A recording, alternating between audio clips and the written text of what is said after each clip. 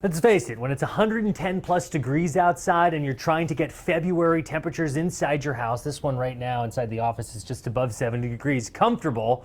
The reality is, it's even hard to do that right now. And when you're cranking it lower, it could really exacerbate your AC unit. We heard from different AC companies around the valley about how to maximize your AC this time of year in this extreme heat. When it's 118, you're not going to get 65 degrees out of it. We sat shotgun with Brody Smelter of Western Temperature Control as he was headed to one of his many calls. We asked him if this is Christmas in July for a business like his. It's not an enjoyable Christmas. He says he'll be on a call and he'll get 2 or 3 more, and that caller is looking for urgency.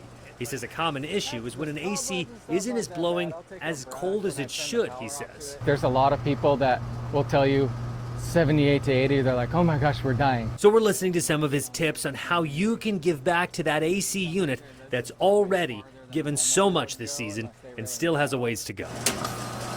The top issue, he says, people not changing out their air filter. The AC can only put out as much air as it's being given. It's best to change the filter once a month.